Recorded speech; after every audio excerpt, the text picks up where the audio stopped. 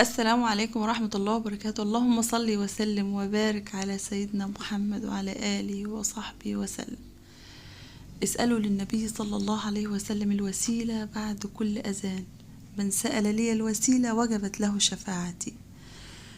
النهاردة إن شاء الله هنعمل مع بعض الاستريبس بصدرين فرخة. تعملي طبق كبير كده من الاستريبس هيكفي عيلة بحالها. أكلة اقتصادية وسريعة وسهلة، هعملها معاكم بسرعة بسرعة. بس يا ريت اللي بيشوفني لأول مرة ما ينساش يضغط على زرار الاشتراك علشان لما انزل فيديو جديد يوصلك إشعار بالفيديو، تدخل تشوف الفيديو، تكتب لي تعليق تحفيزي تحت الفيديو، وكمان تضغط لايك. في البداية لازم يعني لما حد يقولك ادعيلي بيبقى هو فعلا في كرب ومحتاج الدعوة دي. بيبقى فعلا يعني نفسه في دعوة بظهر الغيب. ودعوة 40 غريب مستجابة. فيا رب يا رب كل اللي بيسمعني يأمن ورايا في الدعاء. أستاذ أشرف من السودان، ربنا يا رب يكبر بخاطرك ويبارك في عمرك. أستاذة أم حمادة من سوريا، ربنا يا رب يجعل ولادك بارين بيكي وبأبيهم وتشوفيهم أحسن الناس وأتقى الناس يا رب. يا رب يحقق لكم كل امنياتكم. مش عارفه الكرب اللي انتوا فيه، لكن بندعي لكم بصلاح الحال وربنا يبارك في عمركم يا رب. استاذ اشرف من السودان وام حماده من سوريا، باكد على الاسم علشان كتبوا لي تعليق تحت الفيديو اللي فات، فانا بدعي لكم اهو، وان شاء الله كلهم كل اللي بيسمعنا هيأمن ورانا. ربنا يا رب يحقق لكم امنياتكم ويكبر بخاطركم يا رب، يجعلكم فعلين. يعني اجمل دعوة ممكن ادعيها ليكم. طيب علشان ما تتوهوش مني، انا في الخلطة دي حطيت طماطم وفلفل وبصل وحوالي 7 فصوص توم او 10 فصوص توم على صدرين الفرخة. خدتهم في الكبة وفرمتهم. طبعا نسيت احط الكركم فحطيته معاكم دلوقتي. حط طبعا كل التوابل، فلفل اسمر وكمون وبهارات لحمة ومعلقة من 7 بهارات. تمام.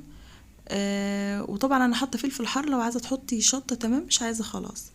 هناخد بقى كل الخليط اللي احنا فرمناه في الكبه ده مع بعضه وهننزل بيه على صوابع الستريبس وهنسيبه شويه. لو انت عندك وقت، لو ما عندكيش وقت خلاص مفيش مشاكل، ابدأي على طول في انك تحطيه، تعملي له الكفر. انا هاخد صباع الستريبس كده من الخلطه وهنزل بيه في الدقيق كويس. تضغطي عليه وبعدين ارجعه تاني في الخلطة وارجع ارجعه تاني في الدقيق. تمام اجين، يعني بنعيد نفس الخطوة بنعيدها تاني.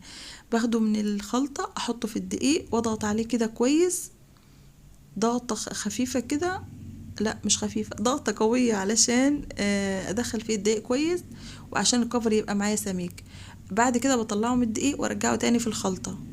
بعد كده باخده من الخلطة وارجعه تاني في الدقيق. طيب في ناس بقى ممكن تاخده من الخلطة تحطه في الدقيق وتطلعه من الدقيق تحطه في مية وتطلعه تاني تحطه في الدقيق. انا بدل المية ما بحطه في المية، لا بحطه في الخلطة نفسها علشان يبقى شارب كده من الخلطة، وبعدين بدل الخلطة دي ما نكبها لا يبقى استفدنا منها.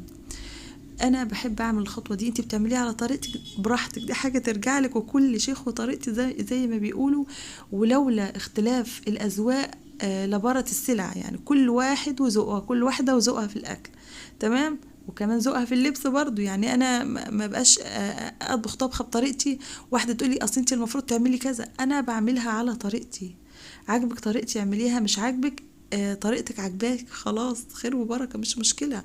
حابة تضيفي حاجة على طريقتك تمام، مش حابة برضو شرفتيني في قناتي وانتي على راسي والله. المهم ان انا بعد ما حطيته في الدقيق وطلعته حطيته في الخلطة ورجعت تاني حطيته في الدقيق. يا ريت تسيبيه شويه، لو انتي مش ما عندكيش وقت اقليه على طول عادي، انا قليته على طول. لكن يا ريت لو انتي عندك وقت حطيه في التلاجة مش في الفريزر. حطي صوابع الاستريبس بعد ما حطيتيها في الكفر هتحطيها في التلاجة من تحت شويه. طيب بعد كده هترمي حبة ملح خفيفة في الزيت، زي ما قلت لكم اي زيت بتقلي فيه اي حاجة بترمي فيه حبة ملح صغيرة، علشان رشة ملح يعني علشان الحاجة اللي بتقليها ما تشربش منك زيت. طيب هنخلي الزيت مش سخن جدا ولا بارد جدا، وبعدين هتنزلي بصوابع الستريبس وتقليها بالشكل ده. احلى واجمل شوية ستريبس ممكن تاكليهم. يعني اكلة اقتصادية وسريعة وسهلة وسريعة يكفي انها سريعة، يعني ممكن تعمليها اخر الليل لو حد جعان بين الطاقتين، تعمليه لو انت خارجة مشوار وولادك لوحدهم في البيت، جوزك جاي متأخر وانت هتبقى تعبانة، تعمليه وتغطيه وتسيبيه. يعني اكلة بتتاكل باردة، بتتاكل سخنة، بتتاكل جنب اي حاجة، بتتاكل في اي وقت. طبعا انا حطيت الطاسة التانية اهي. طبعا انا في ناس بتحط زيت كتير، انا ضد التبذير يا جماعة يعني. وكمان انا لو حطيت زيت كتير مش عارفة بعد كده هقلي بيه تاني، لانه ما ينفعش تقلي في الزيت مرتين لان ده مش صحي. يعني يا ريت اللي اول مرة يشوفني ما ينساش يضغط على اللايك، ما ينساش يضغط لايك لو الفيديو عجبه، ولو ما عجبوش برضو يضغط ديسلايك، وانا ما فيش اي مشكلة يعني. الاختلاف في الرأي لا يفسد للود قضية. اضغطي لايك او ديسلايك لو مش عاجبك الفيديو، وتكتبي لي تعليق جميل تحت الفيديو على ذوقك. شايفين يا بنات كل الكمية دي من صدرين فرخة بس يعني الأكلة دي مش أكتر من مرتين في الشهر، مرة أو مرتين في الشهر بالكتير قوي، لأن الدقيق المقلي في الزيت مش صحي بالمرة. تمام، مرة أو مرتين في الشهر بالكتير جدا يعني. لكن ما تعتمديهاش كل مرة، لأن لازم ننوع. كمان لازم نبعد عن المقليات، يعني بقدر الإمكان يعني.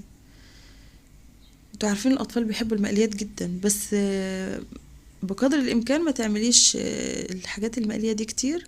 ممكن تقطعي الصدور دي وتعمليها شاورما، مرة شاورما ومرة ستريبس والدنيا بتمشي يعني. لكن المقلي على طول صراحة ما انصحكمش بيه. انا ولادي بيحبوا الاكلة دي جدا، بس انا بعملها اقصى حاجة مرة او مرتين في الشهر، علشان المقليات مضرة جدا. طبعا بتزوقي بقى، ما عندك شرايح فلفل، كزبرة خضراء، خيار، جزر، اي حاجة عندك. شايفين شكله يفتح النفس ازاي؟ وزي ما قلت لكم ان شاء الله باذن الله بندعي لاستاذ اشرف من سوريا، من السودان، وام حماده من سوريا. ربنا يا رب يكبر بخاطركم، ربنا يحقق لكم امنياتكم. يا رب يكون الفيديو عجبكم، يا رب اكون ضيفه خفيفه على قلبكم. اشوفكم فيديوهات جايه كتير، والسلام عليكم ورحمه الله وبركاته. وما تنسوش الصلاه على النبي صلى الله عليه وسلم. اللهم صل وسلم وبارك على سيدنا محمد وعلى آله وصحبه وسلم. سلام.